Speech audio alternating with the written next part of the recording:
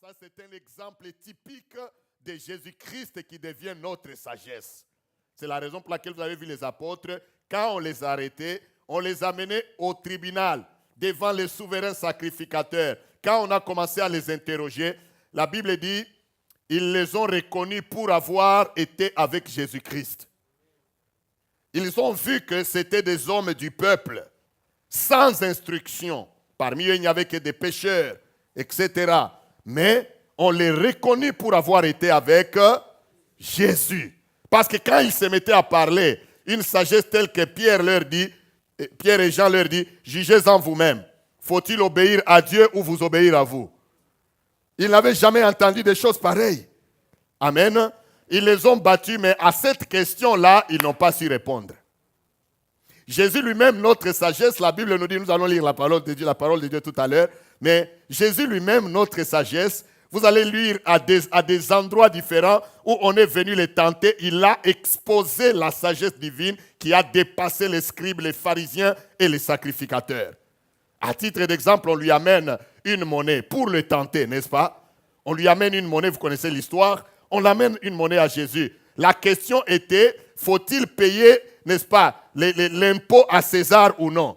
C'était une question piège. Amen.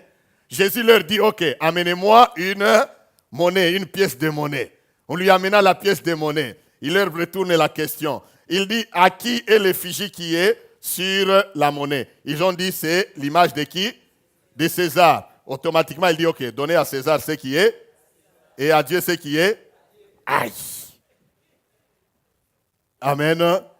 Vous comprenez un peu ça? C'est pourquoi une sagesse que les gens n'ont pas pu comprendre. Et même encore, à une autre occasion, toujours Jésus le Seigneur, on l'amène devant les souverains sacrificateurs et tout, et les pharisiens, les scribes. Eh bien, ils viennent, n'est-ce pas, lui poser encore une autre question pour lui dire que d'où te vient la puissance avec laquelle tu opères?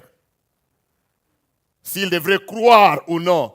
Jésus leur a posé la question sur Jean-Baptiste. Et il dit, d'où venait la force ou la puissance de Jean-Baptiste? Ils ont raisonné entre eux. Il dit, si nous disons de Dieu, eh bien, ces peuples risquent de nous lapider. Ils craignaient les peuples. Et ils disent que si nous disons que nous ne connaissons pas, eh bien, nous allons être comme des menteurs. Ils ont tout simplement dit à Jésus que nous ne savons pas. Jésus leur a fermé la bouche. Il a dit, ok, moi non plus, je ne vous dirai pas.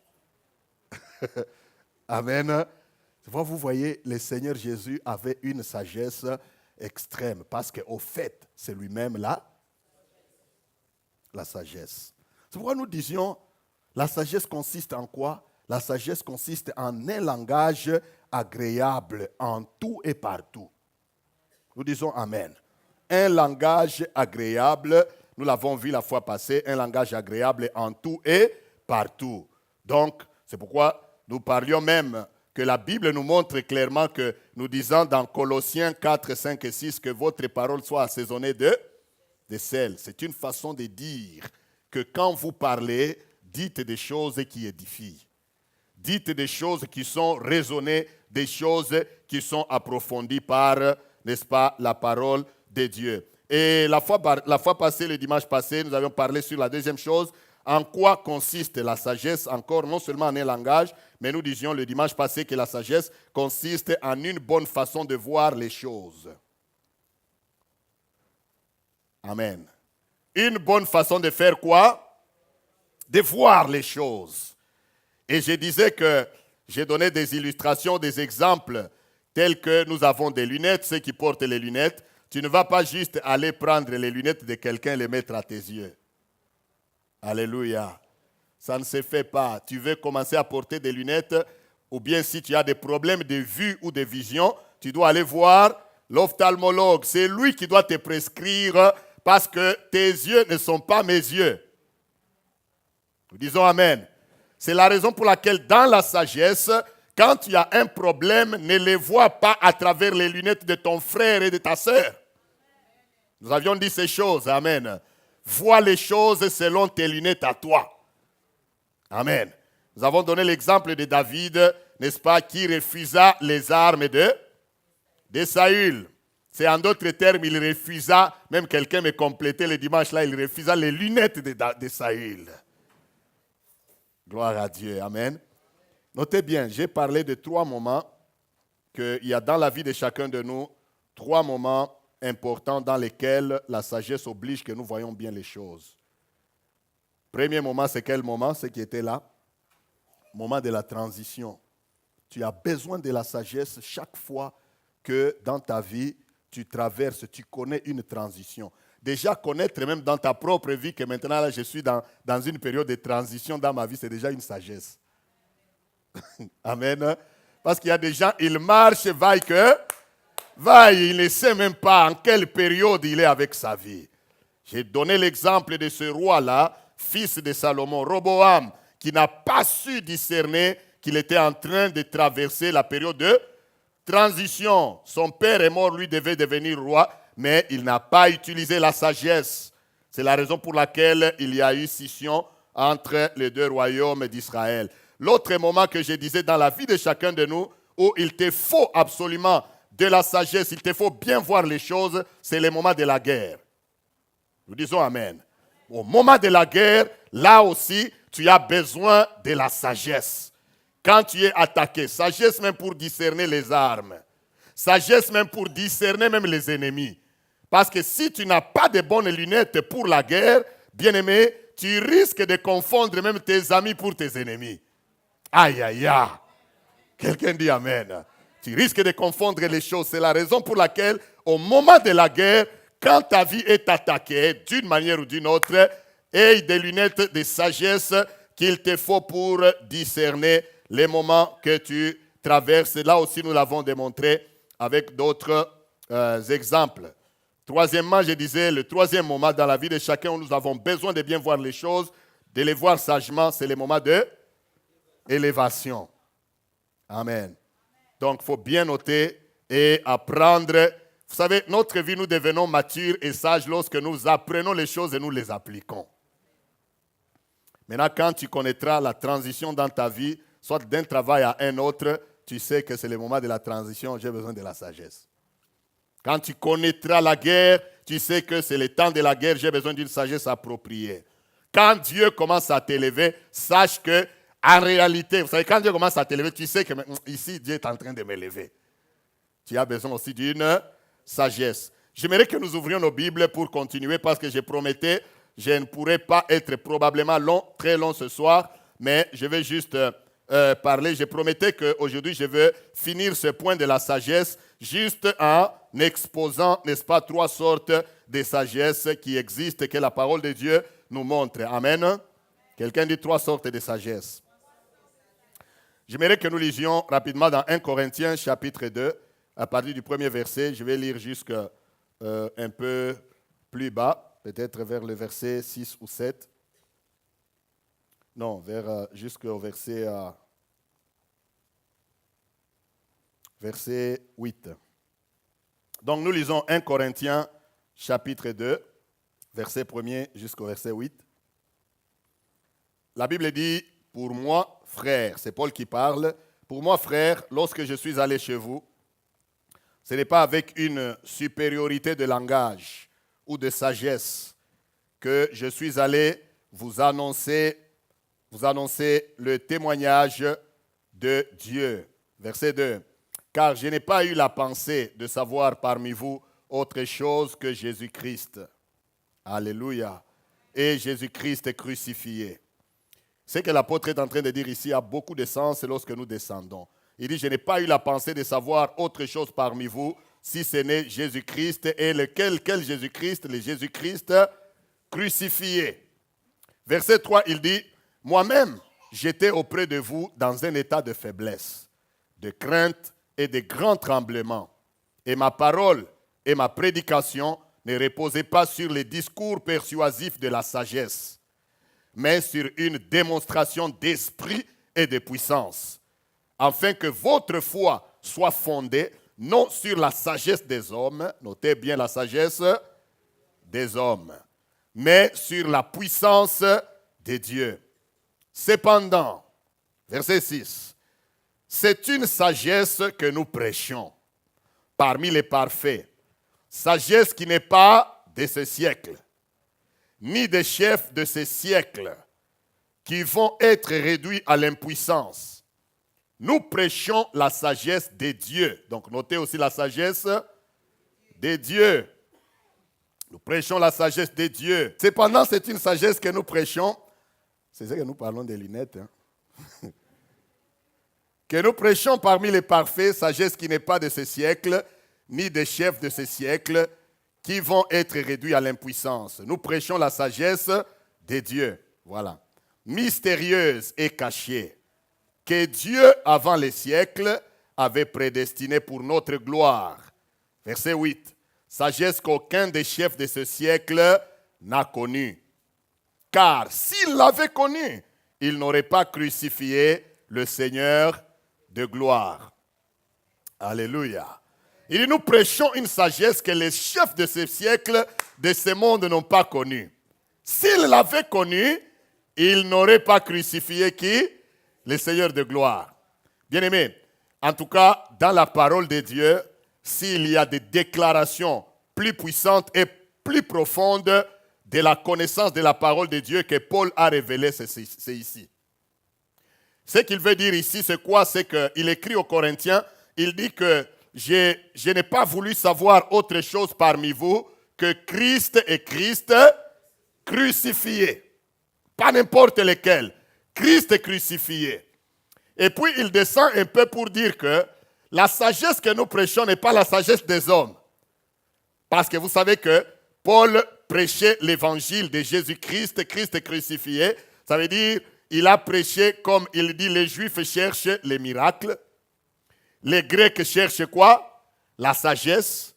Mais nous prêchons qui? Jésus-Christ crucifié.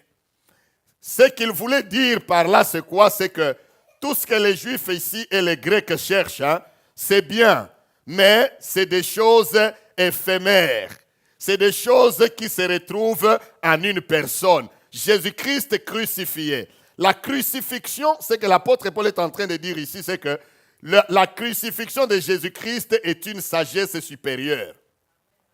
Comprenons ceci. Ce qu'il veut expliquer, c'est que Dieu a utilisé une sagesse qui n'est pas de ce monde pour notre gloire. C'est quelle sagesse? Celle de prendre Jésus-Christ, son Fils bien-aimé, de l'amener dans ce monde, le faire mourir, et de quelle mort? De la mort de la croix.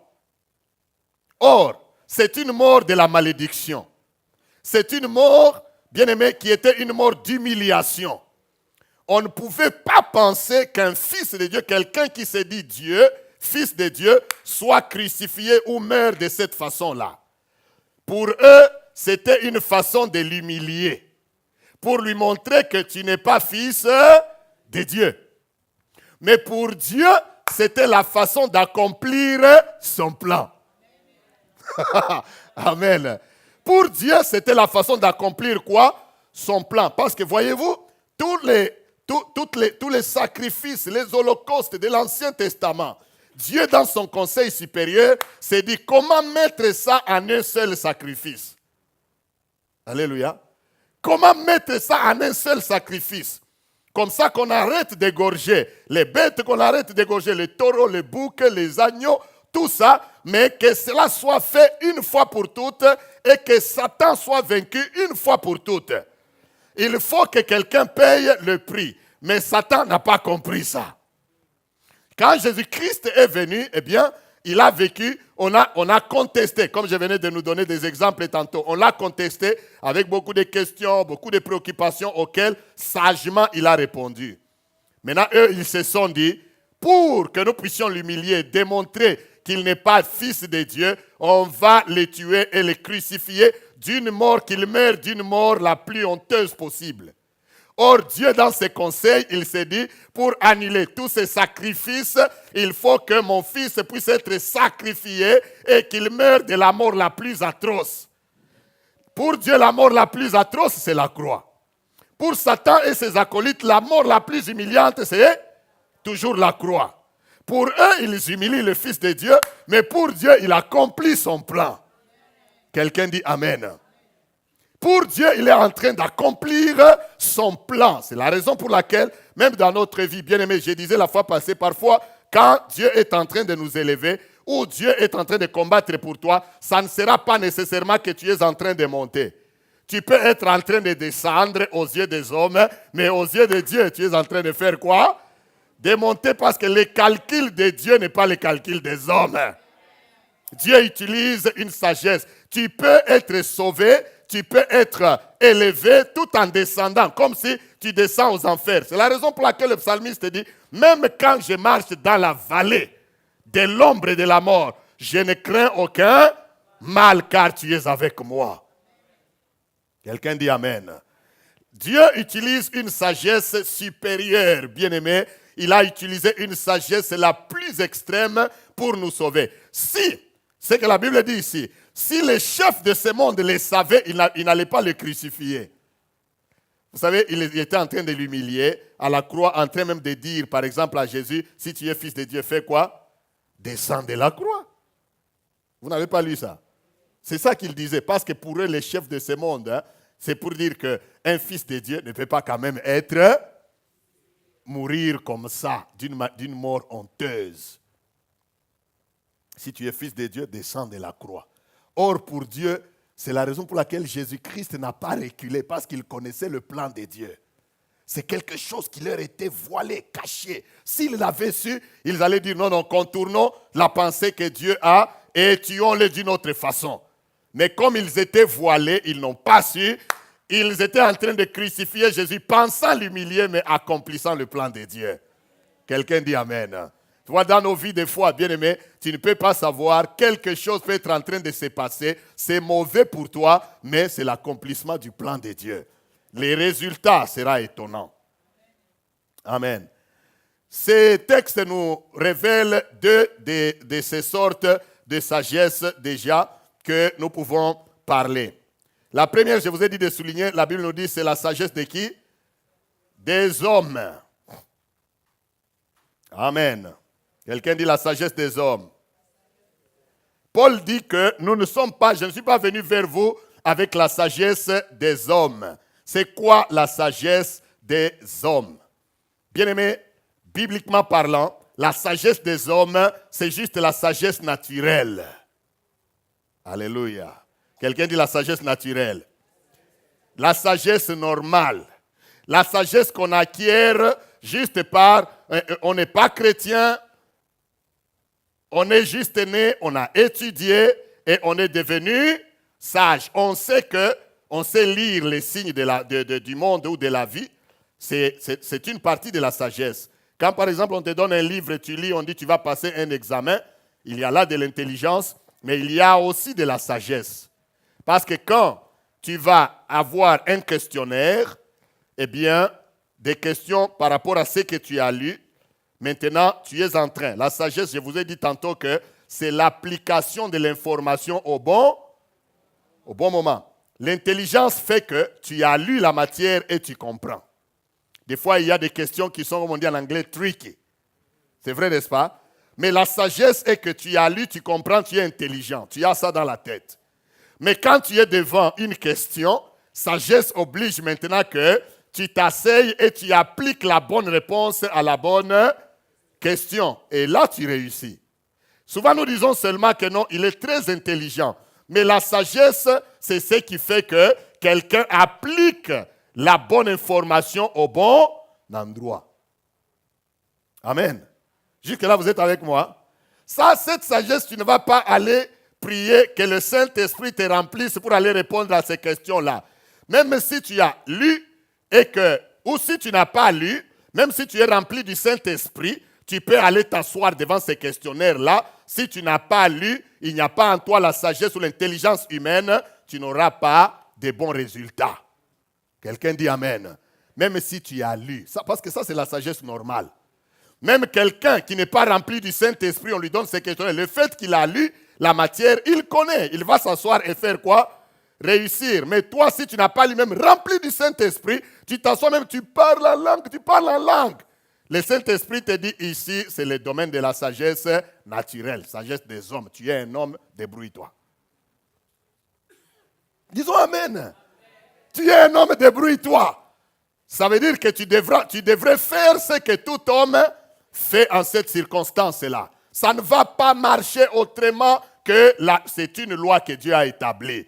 Ce n'est pas parce que tu es enfant de Dieu que pour toi ça va marcher autrement. Non, ça marche la même chose pour tout le monde. Sagesse des hommes. Amen.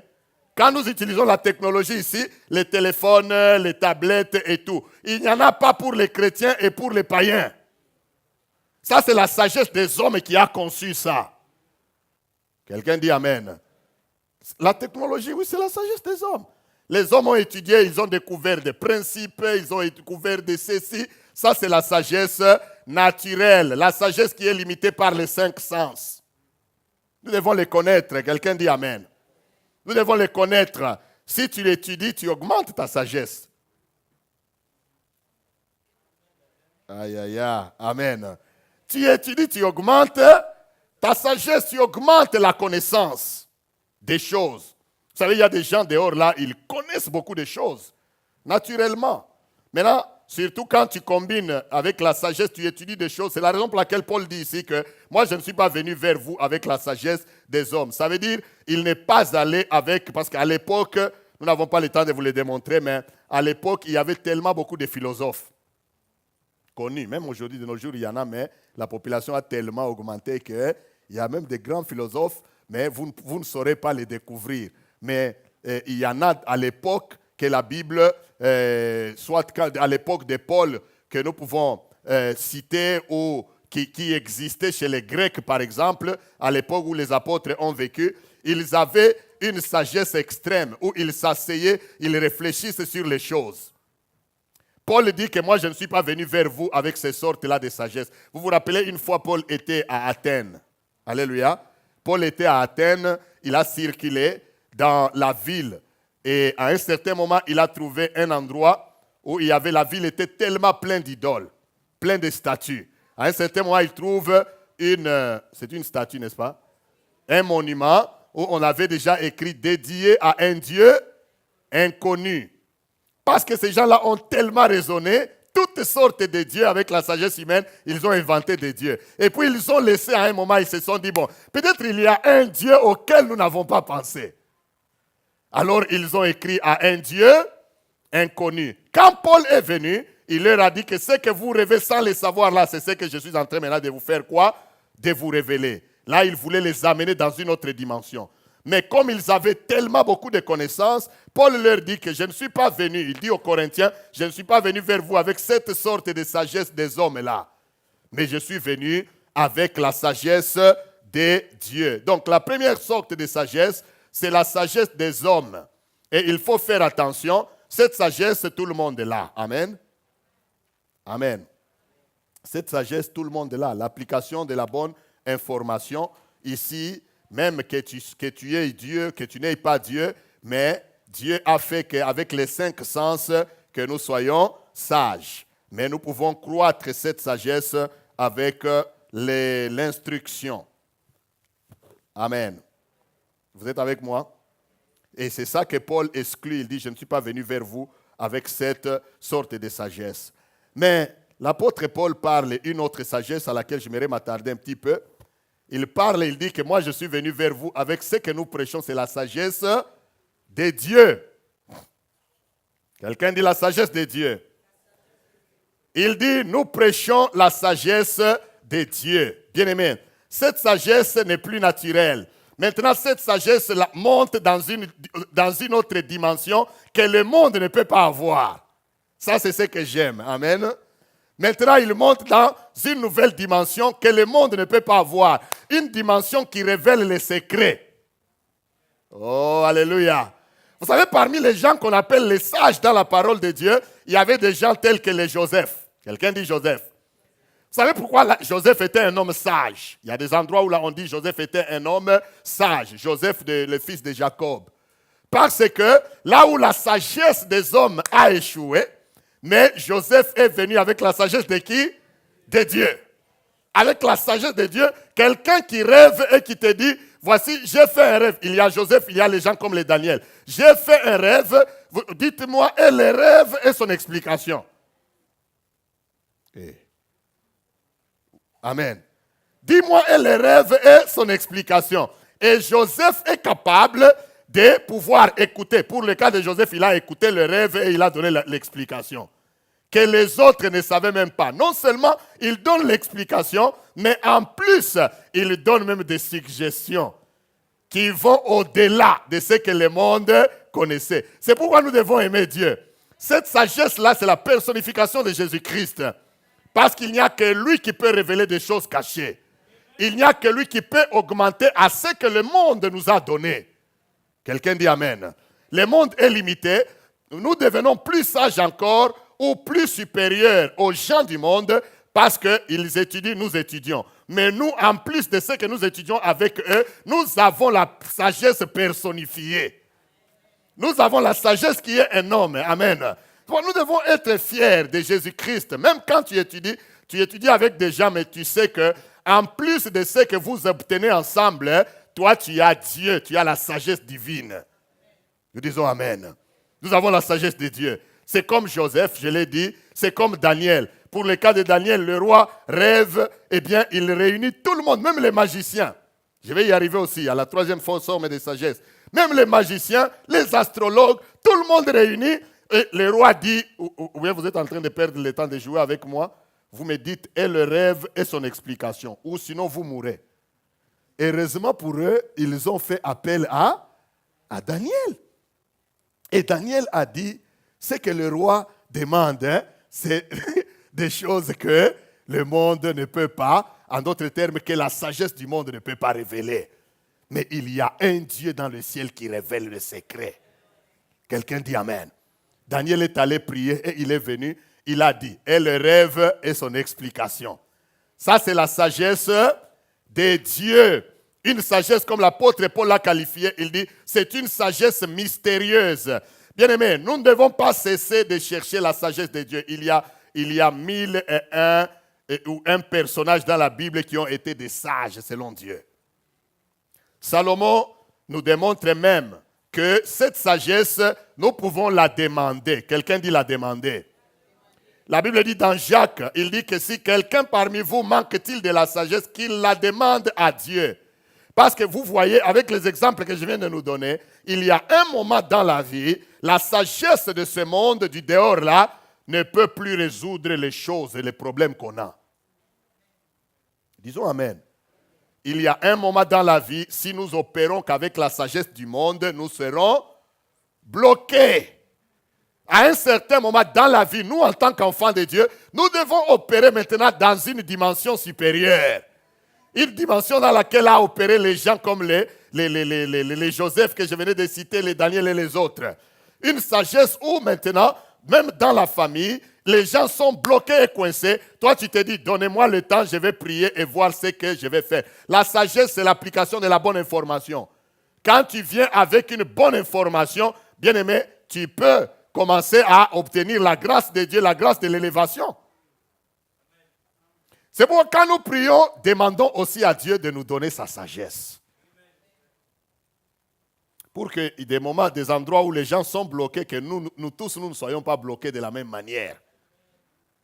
Est-ce que je me fais comprendre ce soir?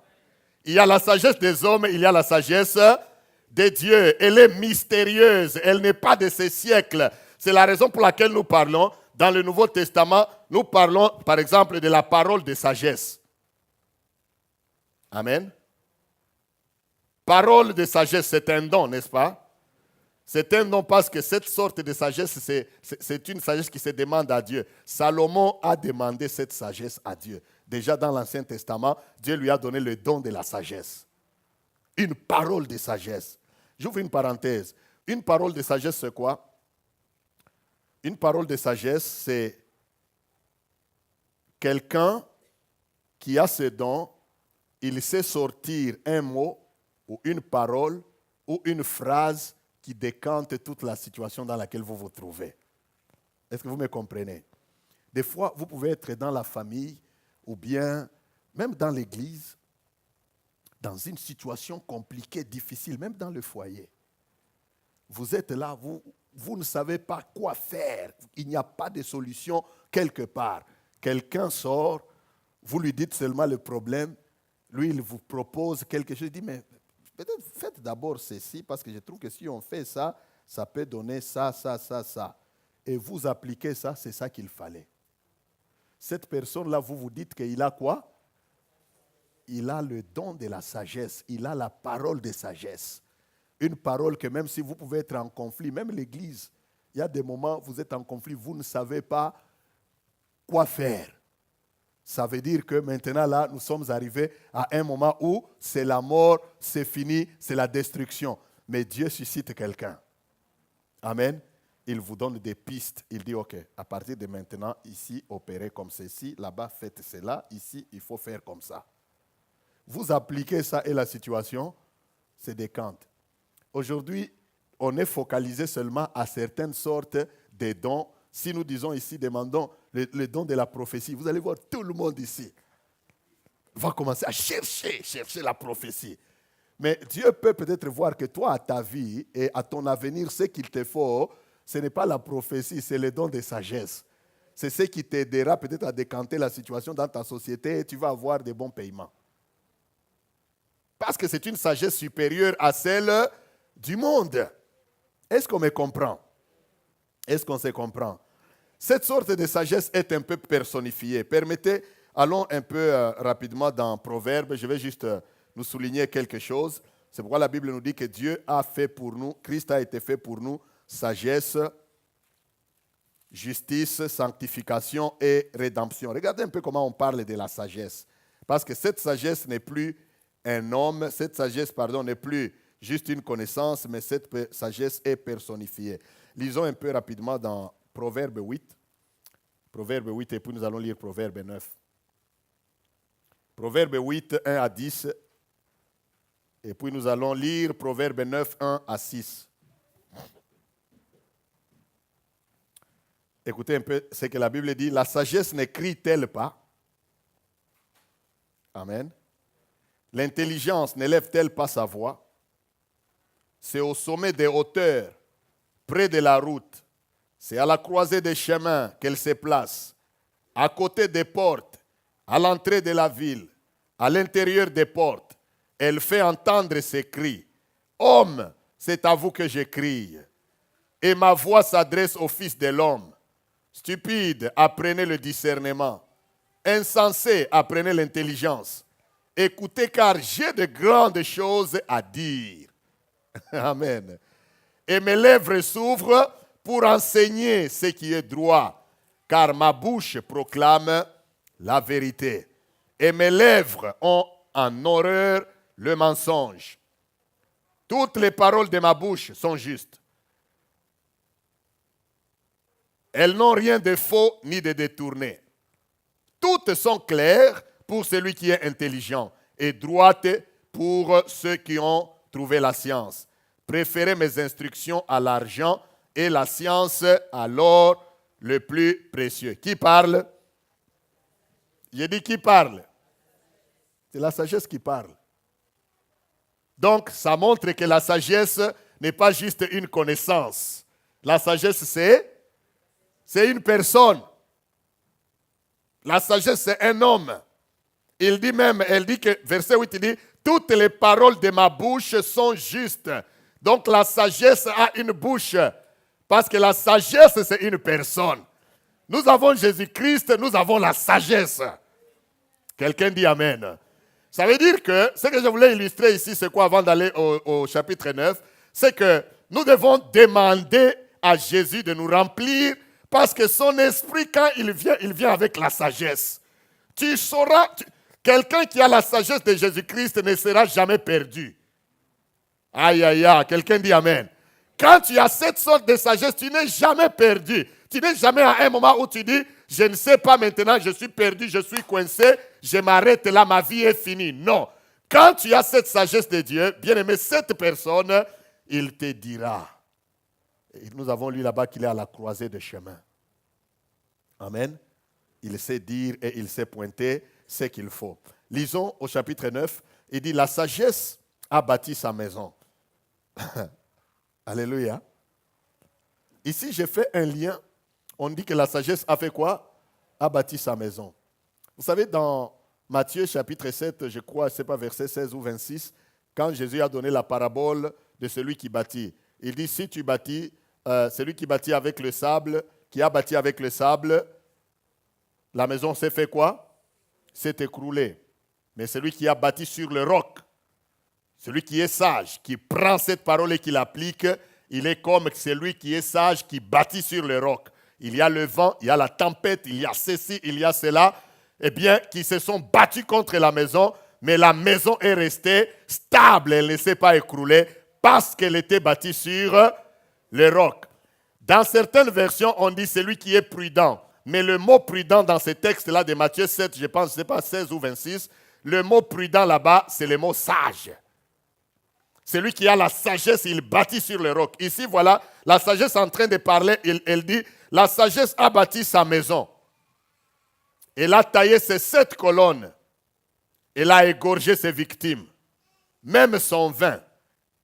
Et dressé sa table. Une sagesse qui égorge les victimes, une sagesse qui a son vin, une sagesse qui a sa table. Elle a envoyé ses servantes, la sagesse a même des servantes. Elle crie sur le sommet des hauteurs de la ville que celui qui est stupide entre ici. La Bible ne dit-elle pas que la prédication de la croix est une folie pour ceux qui périssent? Amen. Je sais pourquoi j'ai ri. Elle dit à ceux qui sont dépourvus de sens, venez, mangez de mon pain et buvez du vin que j'ai mêlé. Ça ressemble à quel genre d'appel ici? L'appel de l'évangile. Amen. Venez manger de mon pain. Qui a fait cette sorte d'appel? C'est Jésus. Et buvez du vin que j'ai mêlé. Qui a dit ça? Oui, ça se trouve dans les évangiles. Il dit, quittez la stupidité et vous vivrez. Et marchez dans la voie de l'intelligence. J'ai ri parce que je vois les petits visages là qui sont scandalisés en lisant le mot stupidité dans la Bible. Amen. Ne soyez pas scandalisés, c'est la parole de Dieu. C'est pour dire qu'il y a des gens qui ne comprennent pas. Quand quelqu'un n'a pas la sagesse, la Bible dit il est comme un animal. Amen.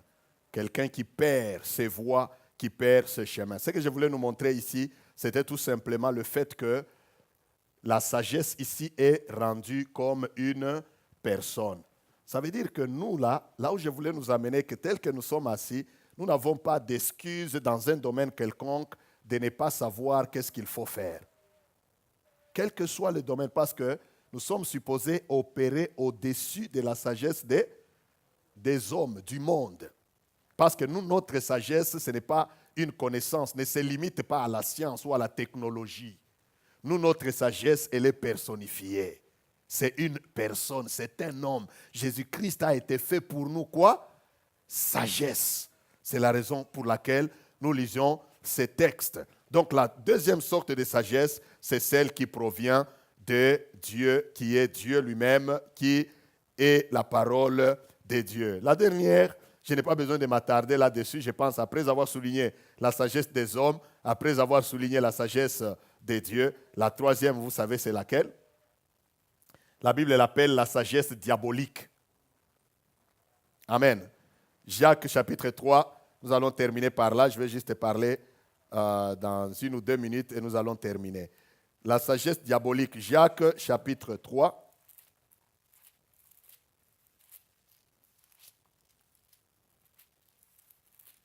Je pense que c'est chapitre 3, oui.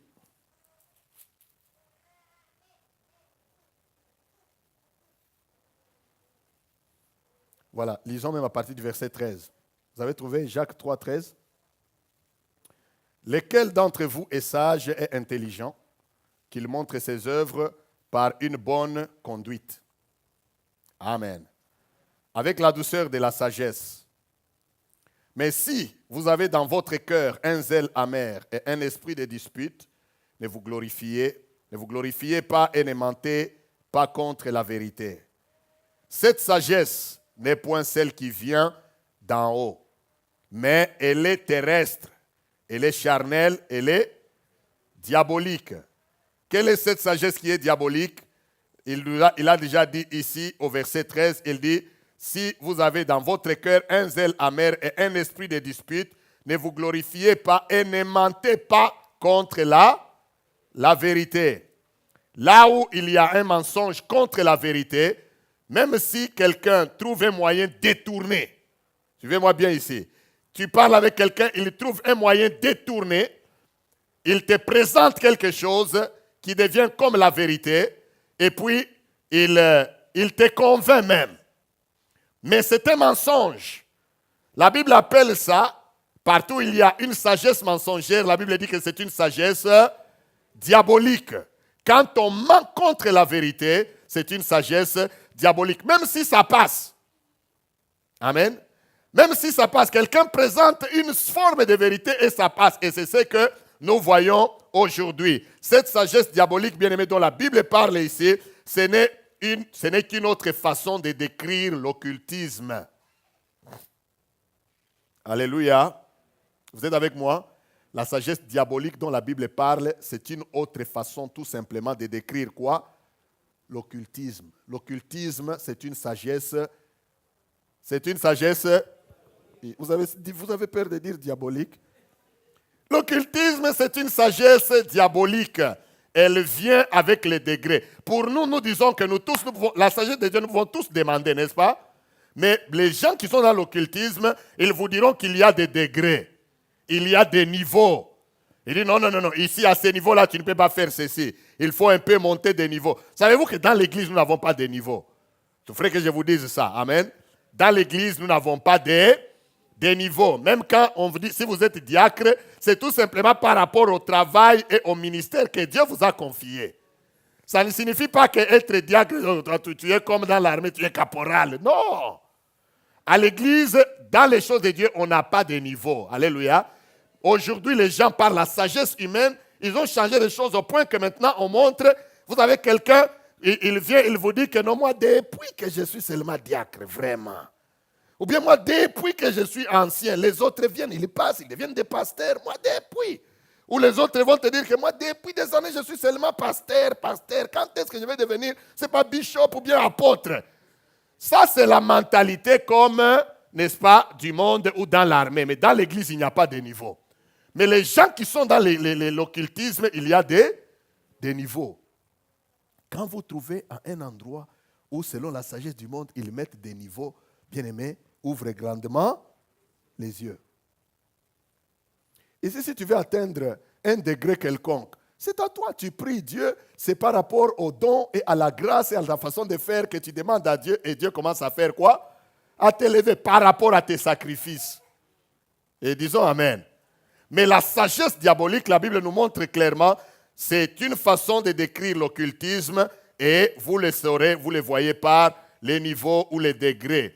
Et en plus, elle est caractérisée, je vais m'arrêter là, elle est caractérisée par la manipulation. Quelqu'un dit manipulation. Manipulation, c'est pourquoi nous, avec la sagesse de Dieu, nous devons ouvrir les yeux et savoir. Vous savez qu'il y a des gens qui sont champions en manipulation. Hein? Il va créer, même au travail, là, il crée une situation, mais ce qu'il veut, il veut vous pousser à faire quelque chose. Amen. Et beaucoup de gens s'embarquent. On te manipule au travail ou à la maison, à la famille, dans la société. Tu ne comprends plus rien. Un enfant de Dieu doit mûrir. Il y a une situation, tu t'arrêtes, tu la mûris. Tu demandes le discernement dans ça. Tu demandes les tenants et les aboutissants. Il dit, mais si je pose tel acte, où est-ce qu'on va aboutir? Et là, Dieu peut te révéler et te parler. Donc, nous voyons ces trois formes de sagesse.